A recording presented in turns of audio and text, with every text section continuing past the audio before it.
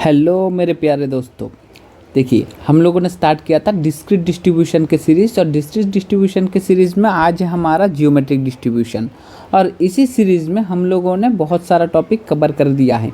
ठीक है, आज हम लोग देखेंगे क्वेश्चन नंबर 1 से लेके क्वेश्चन नंबर 5 तक, क्योंकि आज मैं आप लोगों को थोड़ा सा डिटेल्स में दिखाने वाला हूँ जियोमेट्रिक डिस्ट्रीब्यूशन के। ठीक है, तो यहाँ पे देखिए कि Bernoulli binomial, Poisson, negative binomial हमारा ख़त्म हो चुका है, और यहाँ से हमने अच्छा खासा नंबर ऑफ क्वेश्चन प्रैक्टिस कर लिया है competitive exam point of view से। ठीक है, तो देखेंगे आज का हमारा पहला क्वेश्चन।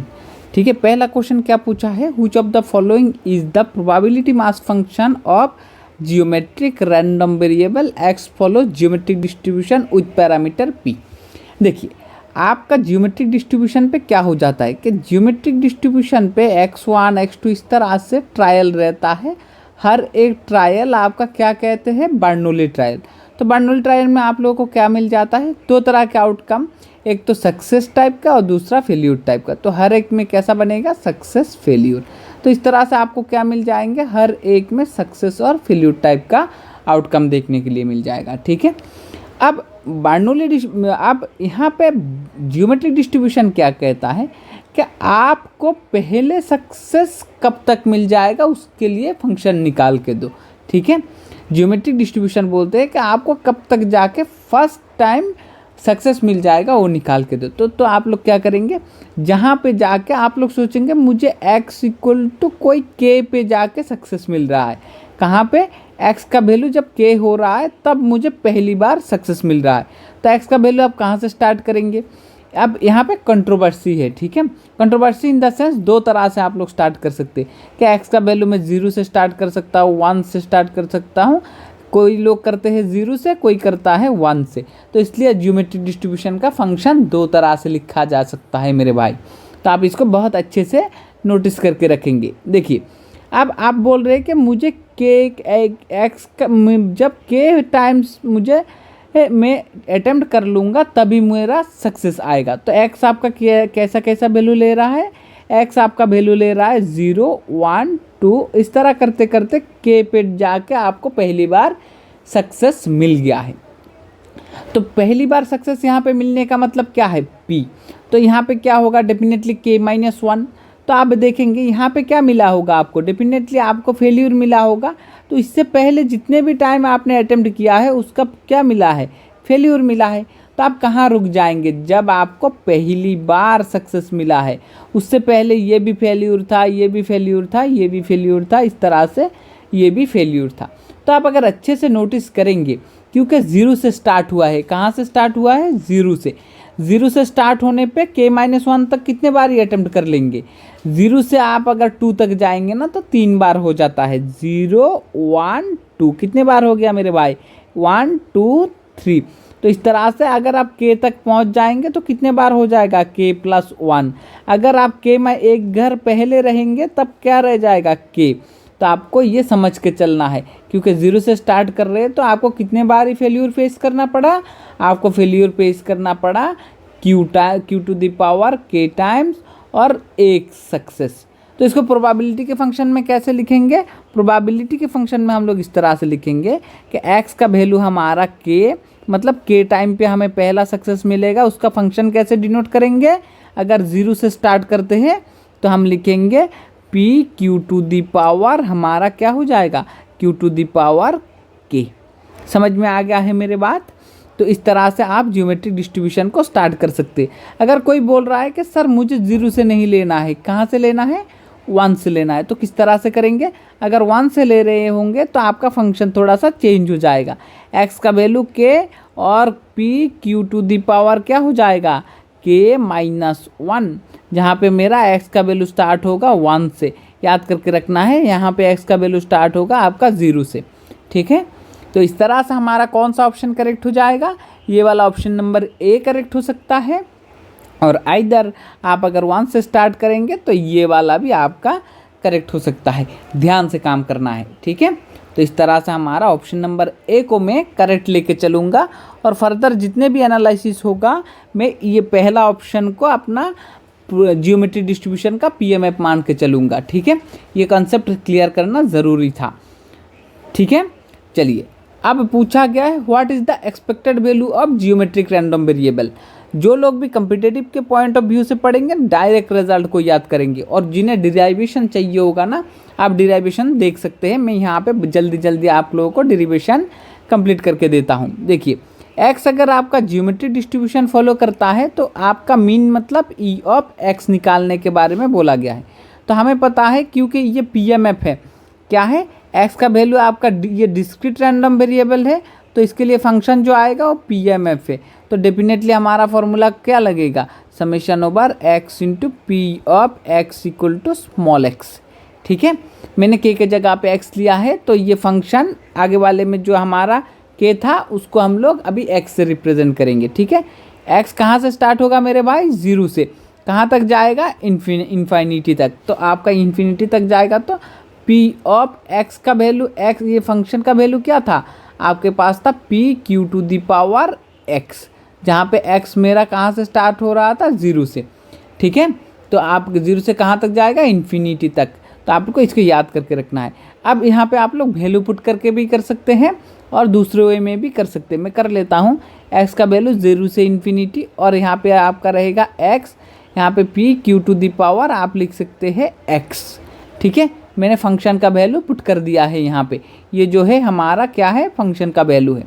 अब मैं करूँगा, ये पी तो कांस्टेंट है, इसको बाहर लेके चला आता हूँ, और आप चाहे तो इसको इस तरह से लिख सकते हैं। बहुत लोग अलग अलग किताबों में अलग अलग फॉर्म पे लिखा हुआ है, आप चाहे तो किसी भी फॉर्म को यूज़ कर सकते हैं। आपका x Q to the power आ जाएगा एक्स। इसको अगर करेंगे पी एक्स का वैल्यू पुट करेंगे तो पहला वाला आ जाएगा आपका 0 प्लस ये आ जाएगा 1 and q to the power 1 plus 2 q square plus dot dot dot dot, आप चाहे तो और एक टर्म लिख लीजिए क्यू क्यूब, और इसको इस तरह से कर सकते हैं। ठीक है, तो आपको आ जाएगा पी, यहाँ पर रहेगा Q plus 2 q square plus 3 Q cube plus, इस तरह से आपका वैल्यू चलता जाएगा। और आपको क्या करना है, एक क्यू कॉमन ले लेना है, पी और क्यू, तो आपको क्या मिल जाएगा 1 plus 2 Q plus 3 Q square plus ये भी हमारा जीपी का सीरीज में आता है, इसका वैल्यू क्या हो जाएगा P Q into 1/1 minus Q का स्क्वायर। ठीक है, आपको क्या मिल जाएगा 1/1 माइनस क्यू का स्क्वायर। तो ऊपर क्या आता है पी क्यू, नीचे 1 माइनस क्यू को क्या लिख सकते हैं पी स्क्वायर, तो आप पी पी कैंसिल कर देंगे तो क्यू बाई पी आपका करेक्ट आंसर हो जाएगा। ठीक है, तो आपका कौन सा ऑप्शन करेक्ट होगा, आप इस क्यू को क्या लिख सकते हो 1 माइनस पी बाई पी लिख सकते हैं ना, तो इस तरह से आपका ऑप्शन नंबर सी आपका करेक्ट हो जाएगा। ठीक है, जिन लोगों को भी मतलब सोल्यूशन नहीं चाहिए, सोल्यूशन आता है, आप लोग डायरेक्ट रिजल्ट को याद कर लेंगे। ठीक है, तो ये हमारा वैल्यू रहेगा। आई होप आप लोगों को समझ में आ गया है। अब वेरिएंस क्या होता है हमारे जियोमेट्रिक डिस्ट्रीब्यूशन का, इसको थोड़ा ध्यान से करना पड़ेगा, इसीलिए मैंने 5 क्वेश्चन आप लोगों को सॉल्व करवाया है यहाँ पे। देखिए इस वीडियो पे आप अगर वेरिएंस ऑफ एक्स का फॉर्मूला आप लोगों को पता है, मैं मान के चलता हूँ ई of x square minus E of x, इसका क्या हो जाता है मेरे भाई स्क्वायर। अब ई ऑफ एक्स स्क्वायर को थोड़ा आराम से लिखना पड़ेगा क्योंकि ये स्पेशल टाइप्स ऑफ कैलकुलेशन होता है। ठीक है, तो आपको क्या करना पड़ेगा, एक्सपेक्टेड वैल्यू ऑफ, इसको आराम से x into x minus 1 plus x, आप अगर इसको अच्छे से देखेंगे ना तो आपको मिल जाएगा कि x का क्या मिल जाएगा x square minus x plus x, cancel करेंगे तो आपके पास दोबारा से एक्स स्क्वायर रह जाने वाला है। ठीक है, तो यहाँ पे रहेगा ई ऑफ एक्स का होल स्क्वायर, इसका वैल्यू आप लोगों ने ऑलरेडी कैलकुलेट कर लिया है, तो इसको हम लोग बाद में वैल्यू पुट करेंगे। अब यहाँ पे मल्टीप्लाई करके लिखते हैं। ठीक है, एक्सपेक्टेड वैल्यू ऑफ हमारे पास क्या हो जाएगा x इंटू एक्स माइनस 1 और plus expected value of x और माइनस एक्सपेक्टेड वैल्यू ऑफ ये x का स्क्वायर। तो आप लोग क्या करेंगे, इसी को इक्वेशन नंबर 1 दे के रखेंगे, बाद में इसी में वैल्यू सब्स्टिट्यूट करेंगे हम लोग। अब हमें क्या निकालना है, हमें निकालना है ये क्वांटिटी, क्योंकि ई ऑफ एक्स आप लोगों ने ऑलरेडी कैलकुलेट कर लिया है, ये वाला भी ऑलरेडी कैलकुलेट हो गया है हमारा। ठीक है, तो हम लोग निकालेंगे इसको, क्या लिखेंगे expected value of x into x minus 1। ठीक है, ओके, तो इसको हम लोग कैसे निकालते हैं, आपका जनरल फार्मूला क्या है, ई ऑफ एक्स का फॉर्मूला जो मीन का फॉर्मूला होता है summation over x into P of x equal to x होता है, ठीक है। तो हमें यहाँ पे जो वैल्यू मिलता है उसी को हम लोग यहाँ पे सब्सटीट्यूट करते हैं, है कि नहीं। तो सिमिलरली यहाँ पे जो वैल्यू रहेगा हम लोग इसको समेशन के इनसाइड में पुट करेंगे, एक्स इंटू एक्स माइनस 1। और आप लोगों को ना यहाँ से थोड़ा आराम से लिखना पड़ेगा, क्योंकि यहाँ पे देखिए मैं लिख लेता हूँ p of x equal to small x. देखिए आपको एक्स के वैल्यू ना कहाँ से स्टार्ट नहीं कर सकते हैं, जीरो से नहीं कर सकते। क्यों? अगर ज़ीरो आप लोग कर देते हैं तो आपका क्या आ जाएगा, ज़ीरो माइनस 1, तो -1 आ जाएगा। और यहाँ पे x क्या है, x का वैल्यू हमारा नॉन नेगेटिव होना चाहिए, नॉन नेगेटिव। तो आपको इस बात को याद करके रखना पड़ेगा कि ये नॉन नेगेटिव है, ठीक है। तो आप लोग क्या करेंगे, यहाँ पे x का वैल्यू कहाँ से पुट करेंगे, x का वैल्यू 2 से पुट करना पड़ेगा आप लोगों को, ठीक है। कैलकुलेशन के वक्त इसी बात को ध्यान में रखना पड़ेगा। तो हम इसलिए क्या करेंगे, समेशन ओ बार, मैं यहाँ पे x का वैल्यू 2 रख रहा हूँ, 2 टू इन्फिनिटी और x इंटू एक्स माइनस 1। और यहाँ पे क्या करेंगे, यहाँ पे करेंगे 2, यहाँ पे करेंगे हम लोग x इंटू एक्स माइनस 1 और ये p ऑफ x का वैल्यू पुट कर देंगे p q to the power x। समझ में आ गया है। अब यहाँ पे हम लोग क्या करते हैं, -2 और +2 भी आप लोग कर सकते हैं। इसके बाद आप लोग क्या कर सकते हैं, कॉमन ले लीजिए, common p into Q square. Common लेने के बाद आप लोगों के पास बचा होगा x equal to 2 to infinity, यहाँ पे होगा x इंटू एक्स माइनस 1 और यहाँ पे रहेगा q to the power x minus 2 और कुछ भी आपके पास अलग नहीं होने वाला है। उसके बाद आप लोग क्या करेंगे, वैल्यू को सब्सटीट्यूट करेंगे, ठीक है। वैल्यू सब्सटीट्यूट करने पे आप लोगों को क्या मिल जाएगा, पी क्यू स्क्वायर आपका बाहर रहने वाला है। और यहाँ पे अगर वैल्यू पुट करेंगे तो आपका 2 पुट करेंगे तो क्या आ जाएगा, 2 इंटू 1 और q टू दी पावर 0 मतलब आपका 1, ठीक है। प्लस दूसरा आ जाएगा 3 इंटू 2 और ये रहेगा q के वैल्यू क्या रहेंगे आपके पास, q के वैल्यू रहेगा 1 प्लस 4 इंटू 3 q का स्क्वायर। आप अगर इस तरह से इसको कैलकुलेट करेंगे तो आपके पास क्या आ जाएगा, आपके पास आ जाएगा, ये फॉर्म चलता रहेगा, ठीक है। तो आप यहाँ से क्या कॉमन ले सकते हैं, 2 कॉमन लेके भी कर सकते हैं, इधर 2 कॉमन लेके कीजिए और डायरेक्ट फार्मूला बिठाइए, आपके मर्जी, ठीक है। तो मैं 2 कॉमन ले रहा हूँ, पी क्यू स्क्वायर, ठीक है। यहाँ पे क्या होगा 1 प्लस 3q प्लस यहाँ पे 2 कॉमन लेंगे तो 6q स्क्वायर प्लस इस तरह से आपका चलता जाएगा, ठीक है।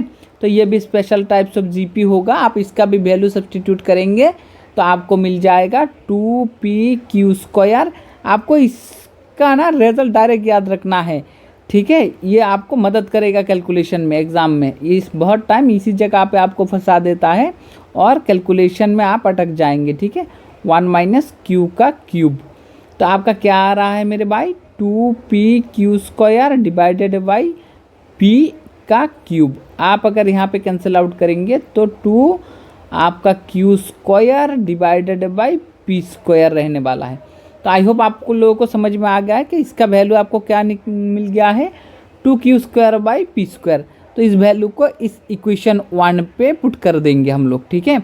इक्वेशन 1 पे पुट करेंगे तो वेरिएंस ऑफ x, ये वैल्यू क्या दे रहा है, ये वैल्यू है आपके पास 2q square by p square, 2q square by p square, ठीक है। और सेकंड इसका वैल्यू आप लोगों ने अभी अभी निकाला है q बाई p, ठीक है। आप लोगों ने अभी अभी क्या निकाला था, plus q by p minus q square by p square.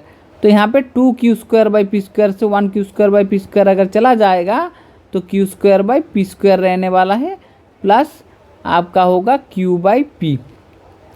आप अगर इसको कैलकुलेट करेंगे ना तो आप लोगों को क्या मिल जाएगा कि ऊपर ऊपर से आप लोगों को कॉमन लेना है, ठीक है। देखेंगे अगर आप यहाँ पे लेंगे कि मेरा p square as a LCM आ जाएगा तो ऊपर रहेगा q स्क्वायर प्लस q। तो आप यहाँ से क्या कीजिए, एक q कॉमन ले लीजिए तो क्या आ जाएगा p प्लस q। तो p प्लस q हमारा क्या हो जाता है, 1 हो जाता है ना। तो यहाँ पे होगा p स्क्वायर, ऊपर होगा q बाई p स्क्वायर। तो अल्टीमेट आप लोगों के पास ये q प्लस p 1 हो जाता है इसलिए, ठीक है। तो आप लोगों को क्या मिल जाएगा, q बाई p स्क्वायर।